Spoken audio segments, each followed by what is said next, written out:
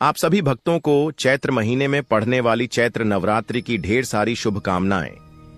नमस्कार दोस्तों, स्वागत है। आज हम आपको बताएंगे कि चैत्र महीने में चैत्र नवरात्रि कब है, किस तारीख को है और कब से प्रारंभ हो रही है, 30 या 31 मार्च।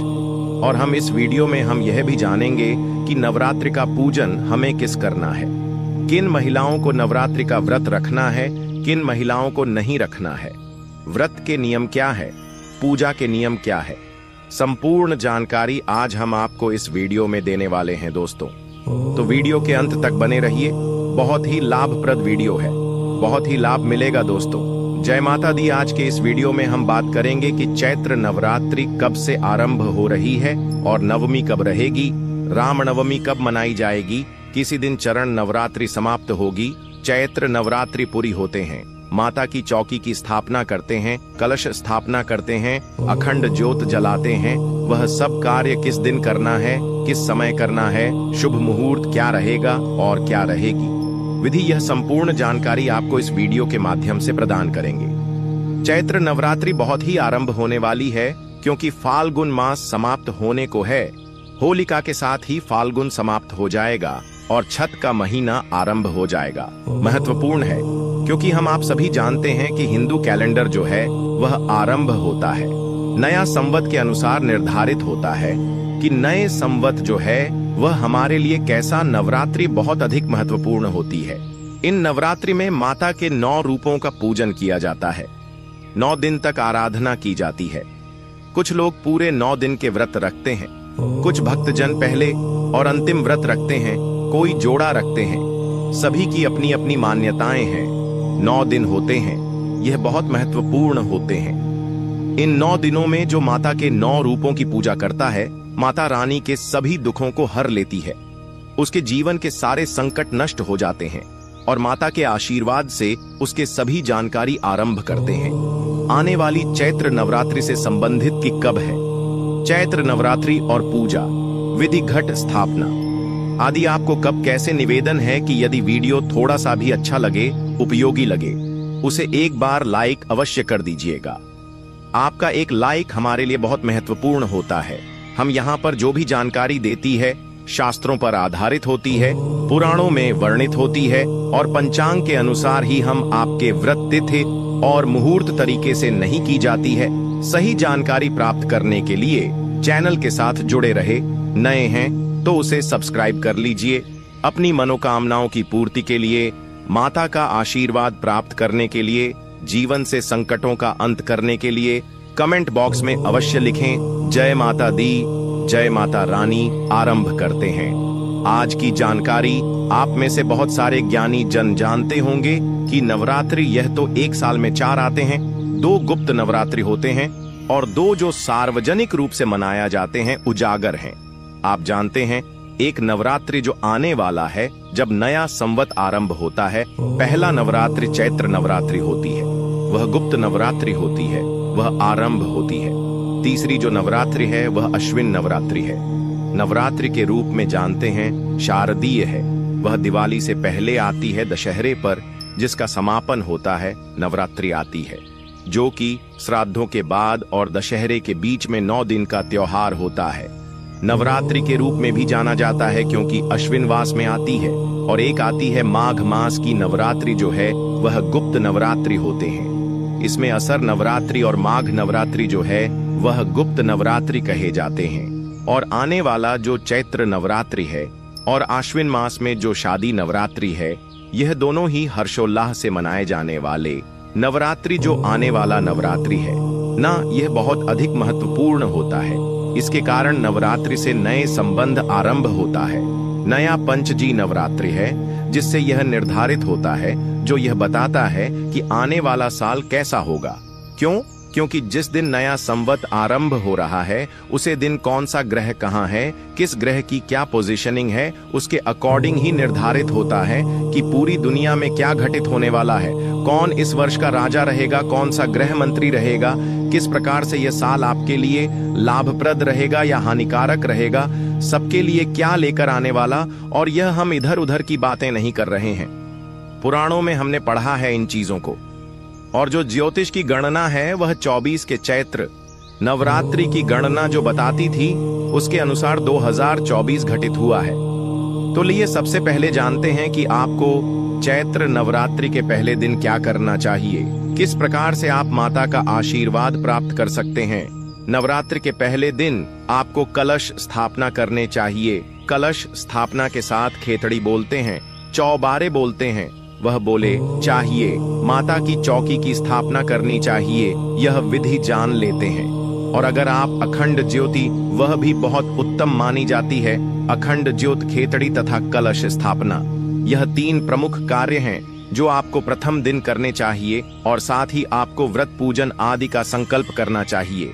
इसकी विधि जाने उससे पहले आवश्यक है कि यह सामग्री बताएं आपको कि क्या क्या सामग्री आपको इस दिन लगेगी, जो आप समय से लेकर प्रथम नवरात्रि का आता है, जिसमें जावरा बन के लिए एक मिट्टी का पात्र या फिर घड़ा लेना चाहिए। मैं रिश्ता डाला जाता है तो रीता लेगा। कुछ लोग चिकनी मिट्टी ले आते हैं, उसमें उगता नहीं है तो मिक्स लेकर आएगा या केवल राहत लेकर आइएगा। 1 मुट्ठी जौ ले आएगा, 1 मुट्ठी जौ। अगर कोई ना दे तो 50 ग्राम जो काफी रहेंगे, या अधिक से अधिक 100 ग्राम दे दीजिए। पूजा के लिए मां दुर्गा की तस्वीर या फिर मूर्ति ले लीजिएगा। अखंड ज्योत जलाने के लिए एक पात्र चाहिएगा। एक बात भी चाहिए कि थोड़ी हुई ले लीजिएगा। अखंड ज्योत आप चाहे तो किसी बड़ी कटोरी में भी बनाकर जला सकते हैं, अन्यथा आप एक बड़ा दीपक ले सकते हैं। अखंड ज्योत जलाने के लिए अगर आप 9 दिन तक जलाना चाहते हैं तो उसमें करीब 1 किलो की कम से कम लगेगा, तो वहां आप लेकर रख लीजिएगा। कलश स्थापना के लिए कलश ले लीजिएगा। मिट्टी का काला सांप ले सकते हैं। मिट्टी का कलश नहीं तो आपके पास किसी धातु का कलश यदि आपके पहले से है, लौट आदि को भी कलश के रूप में आप घर में प्रयोग में ला सकते हैं। स्थापित करना है जहां पर जाता वाला नारियल मिल जाता है, इसमें पानी भी निकलता है, तो वह प्रयोग में आता है। दिया की बात करेंगे, दूर दराज के क्षेत्र की बात करेंगे तो वहां पानी वाला नारियल नहीं मिलता है, वहां नारियल मिलता है, पर वह सूखा नारियल मिलता है। आप वह नारियल भी प्रयोग में ला सकते हैं, क्योंकि वहां वही उपलब्ध होता है। वैसा नहीं है कि कोई बोली कि नहीं जाता वाला पानी वाला नारियल ही लगेगा। जिन क्षेत्रों में उपलब्ध नहीं होता है, नारियल भी ले सकते हैं, तो नारियल इसमें लगेगा। नारियल पर लपेटने के लिए लाल वस्त्र ले लीजिएगा, चुन्नी ले लीजिएगा। कलश के अंदर क्या चीज डालेंगे? माता लक्ष्मी की सदा आपके घर में विद्वान रहती है, इसीलिए यह बहुत आवश्यक है। हल्दी की गांठ डाल दीजिएगा। चांदी का 1 सिक्का ले लीजिएगा, या सामान्य सिक्का भी ला सकते हैं, जो प्रयोग में उसमें डालेंगे। अक्षय तुंगी सुपारी उसके अंदर डाली जाएगी और थोड़ी सी दूर्वा उसके अंदर डाली जाएगी। यह सामग्री है जो आपको कलश के अंदर डालने के लिए लेकर आएंगे। एक लकड़ी की चौकी अभी आपके पास हो तो बहुत स्थापित करेंगे। चौकी पर बचाने के लिए आपको एक बूस्ट जरूर ले लेना है। आप चाहे तो पीले रंग का ले सकते हैं, लाल रंग का ले सकते हैं। इसके अलावा आप और कोई रंग ना ले तो अच्छा रहेगा। माता के श्रृंगार की सामग्री आपको अवश्य लानी है।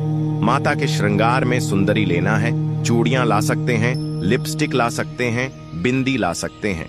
कुमकुम रोली आई तो आपको चाहिए यह सामान श्रृंगार के रूप में माता को अर्पित करेंगे, वह सब आएगा। पूजा के लिए आपको क्या चाहिए? पूजा के लिए रोली मौली, इलायची, धूप दीप भोग लगाने के लिए मिठाई भी ले सकते हैं, या फिर आपने जो भी भोग लगाया है आप उसे बुक को माता की पूजा में ले सकते हैं। और अधिक कुछ ना मिले तो और रतुफल ले लीजिएगा, ड्राई फ्रूट भी ले लीजिएगा। यह सामग्री है जो आपको प्रथम दिन जब आप पूजन आरंभ करेंगे तो आवश्यकता होगी, क्योंकि आप कलश स्थापना भी करेंगे। आप कल स्थापना के साथ माता की अखंड ज्योत जलाएंगे तो दीपक बाती ले लीजिएगा। पूजा के लिए बैठेंगे, 1 लोटा लीजिएगा, तांबे का या पीतल का। उसमें पहले गंगा जल डालिएगा, उसके बाद आप शुद्ध जल से उसको भर लीजिए। गए। अब हम पूजन की तरफ आगे बढ़ते हैं कि आपको कैसे पूजन करना है, कैसे स्थापना करनी है। सबसे पहले तो उसे स्थान का पवित्र कारण होता है जहां पूजन करेंगे। जो आप लाए हैं वह सब का शुद्धिकरण होता है, पवित्रीकरण होता है। तो आप पूर्व दिशा की ओर मुख करके बैठ जाए। सबसे पहले हम उसे स्थान का शुद्धिकरण करेंगे जहां पर हम चौकी की लगाएंगे माता की पूजा के लिए। उसके लिए आपको थोड़ा सा जल ले लेना है सामग्री पर, और आसपास जो भी स्थान है जहां पूजा करनी है उसे सब पर वह जल पुष्प से छिड़कना है और मित्रों का उच्चारण करना है। इस प्रकार हम उसे जगह का शुद्धिकरण कर लेंगे। प्रकार से आप सभी स्थान को पवित्र कर रहे हैं। शुद्ध कर रहे हैं, सामग्री को अपने शुद्ध कर लिया है। अब आप चौकी लगाइए। माता की चौकी पर सफेद या पीला वेस्ट बिछाइए। ये चौकी नहीं है तो जो भी उपयुक्त स्थान है जहां पर आप जो चलने वाले हैं, खिचड़ी होने वाले हैं या कल स्थापित करने वाले हैं, उन पर सबसे पहले माता की तस्वीर को हम स्थापित करेंगे। माता को विराजमान करेंगे। अक्षत लीजिए, माता को आसन के रूप में आकर दीजिए और वहां पर आप माता की तस्वीर या प्रतिमा जो भी आपके पास है वहां रख दीजिए, विराजमान कर दीजिए। जो आपने जवारे बने हैं उनको आपको 1 या 2 घंटे पहले पानी में भिगो देना है। उसके बाद उनको निकाल लेना है। जो पात्र है मिट्टी का उसको अच्छे से धो लीजिए, शुद्ध साफ कर लीजिए, उसमें रहता डालिए, रेत डाल के उसके ऊपर जो है वह डाल दीजिए। जो डालने के बाद एक छोटी सी हॉकी लेयर को नहा डाल दीजिए। माता के राइट साइड में आप इसको स्थापित कर दीजिए, राइट साइड में रख दीजिए। इसके ऊपर आप कलश रख सकते हैं। अगर आप चाहे तो इसके ऊपर कलश रख सकते हैं, आप चाहे तो कलश अलग से भी स्थापित कर सकते हैं।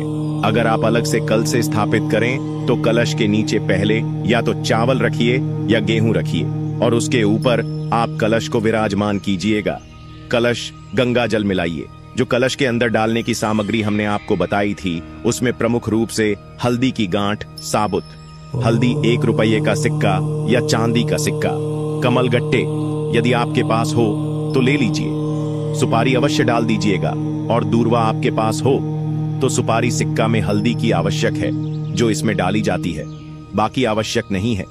अगर नहीं भी हो तो कोई बात नहीं, ऊपर से ढक दीजिए।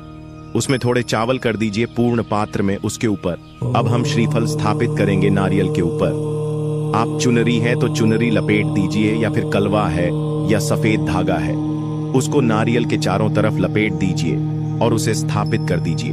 नारियल का जो मुख है ना वह आपकी तरफ होना चाहिए, नारियल का मुंह आपकी तरफ होना चाहिए। इस प्रकार से उसको रख दीजिए कलर्स के ऊपर। अब आप जोत जलाएंगे तो जोत बना लीजिए। जो भी बात में बड़ा दीपक आप लाइन है, बड़े दीपक में बाटी लगाइए और वहां किस पत्र में लगाइए उसके अंदर घी भर लीजिए। उसके नीचे भी आपको आसान स्वरूप चावल रखने होंगे। जहां पर आप ज्योत स्थापित करेंगे जो कि हमें 9 दिन तक चलानी है तो उसे ज्योत के नीचे आपको आसान स्थापित करना है। आसन के रूप में आप चावल ले लीजिए, थोड़े चावल रखिए और उसके ऊपर ज्योत को स्थापित कर दीजिए। भगवान गणेश की प्रतिमा स्थापित कीजिए। इस प्रकार से यह पूजा के लिए आपकी संपूर्ण जो वस्तुएं हैं, आवश्यक प्रक्रिया है वह पूर्ण हुई है। अब हम पूजन आरंभ करेंगे। पूजन आरंभ करेंगे, सबसे पहले संकल्प होगा, उससे पहले जलज पानी होगी। तो आप आसन पर बैठे पृथ्वी पर हाथ लगे और माता पृथ्वी से प्रार्थना करें।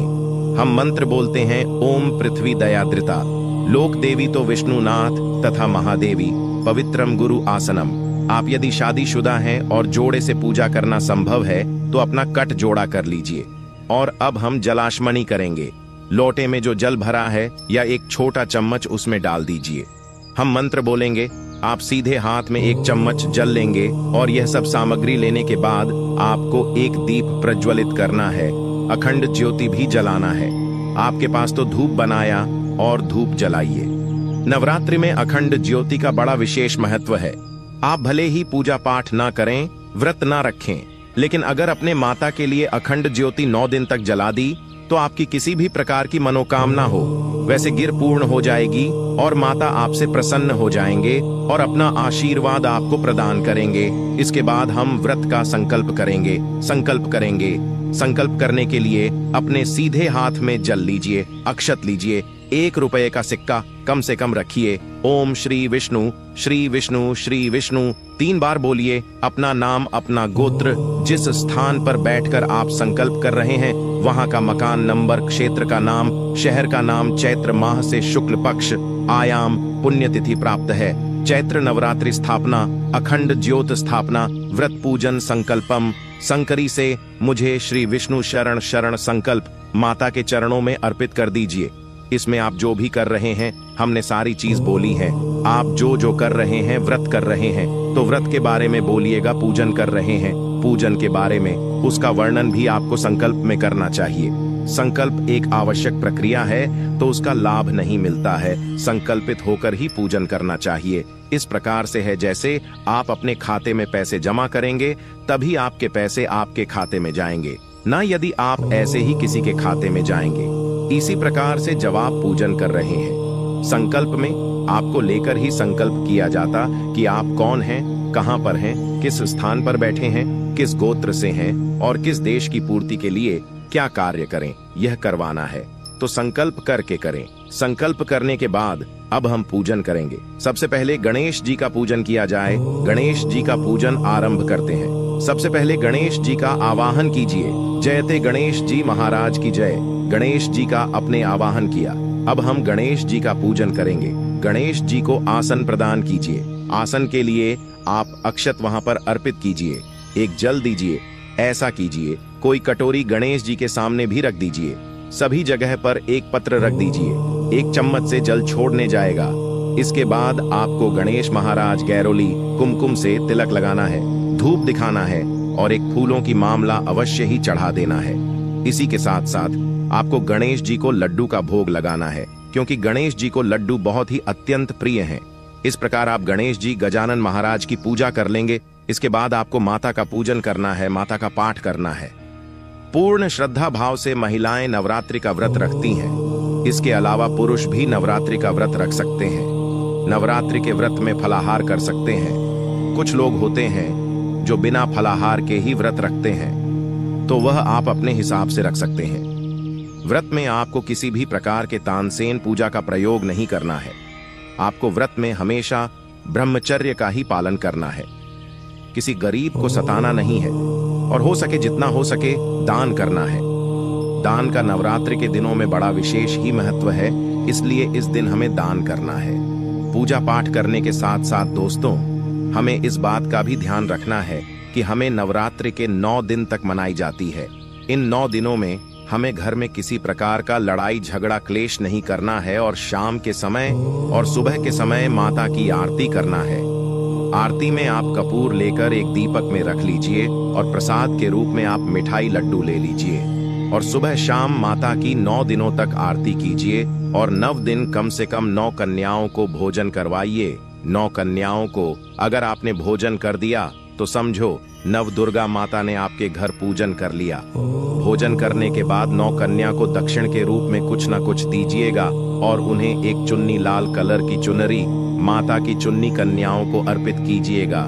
पैर छूकर उनका आशीर्वाद लीजिए और जो आपने कलश स्थापित किया था उसे कलश को किसी पवित्र नदी में जाकर स्थापित कर दीजिए। इसी के साथ आपको माता के जो मूर्ति है उसको घर में नहीं रखता है। उसे मूर्ति को आप किसी पवित्र नदी में जाकर कलश के साथ में ही विसर्जित कर दीजिएगा। माता का भंडारा कीजिए और आपकी जो भी मनोकामना है वह माता लक्ष्मी, माता वैष्णो जरूर ही पूर्ण करेंगे। चलिए दोस्तों, अब जान लेते हैं कि पूजा का शुभ मुहूर्त क्या रहेगा। चैत्र नवरात्रि 2025 का शुभारंभ 30 मार्च 2025 रविवार से होगा और समापन 6 अप्रैल 2025 रविवार को होगा। इस वर्ष नवरात्रि 8 दिनों की होगी, क्योंकि अष्टमी और नवमी तिथियां एक ही दिन पड़ रही हैं। कलश स्थापना का शुभ मुहूर्त 30 मार्च 2025 को सुबह 6:13 से 10:22 तक अभिजीत मुहूर्त, दोपहर 12:01 से 12:50 तक। इन मुहूर्तों में कलश स्थापना करना शुभ माना जाता है। नवरात्रि पूजा 30 मार्च, मां शैलपुत्री की पूजा 31 मार्च, मां ब्रह्मचारिणी की पूजा 1 अप्रैल, मां चंद्रघंटा की पूजा 2 अप्रैल, मां कुष्मांडा की पूजा 3 अप्रैल, मां स्कंदमाता की पूजा 4 अप्रैल, मां कात्यायनी की पूजा 5 अप्रैल, मां कालरात्रि की पूजा 6 अप्रैल, मां महागौरी की पूजा अष्टमी और नवमी। इस वर्ष मां दुर्गा का आगमन और प्रस्थान दोनों हाथी पर होगा, जिसे शुभ संकेत माना जाता है। हाथी पर मां के आगमन से धन धान्य में वृद्धि होती है। नवरात्रि के दौरान मां दुर्गा के 9 स्वरूपों की पूजा अर्चना करने से भक्तों की मनोकामनाएं पूर्ण होती हैं। दोस्तों, आपको इन 9 दिनों में नवरात्रि माता का आशीर्वाद जरूर ही प्राप्त होगा। आपकी मनोकामना से गिरी पूर्ण होगी। आपको वीडियो कैसी लगी दोस्तों? कमेंट में हमें जरूर बताएं और कमेंट बॉक्स में सब चीज श्रद्धा आपसे लगता है। जय माता रानी, जय माता लक्ष्मी, जय माता वैष्णो, जय माता दुर्गा। आपकी समस्त मनोकामना पूर्ण हो। दोस्तों, चैनल पर नया तो चैनल को सब्सक्राइब जरूर कर दीजिएगा ताकि इसी प्रकार की और भी ज्ञानवर्धक जानकारी हम आपको सीधे नोटिफिकेशन के माध्यम से प्राप्त कर सकें। वीडियो के अंत तक बने रहने के लिए आप सभी का धन्यवाद दोस्तों। मिलते हैं नेक्स्ट वीडियो में, तब तक के लिए नमस्कार।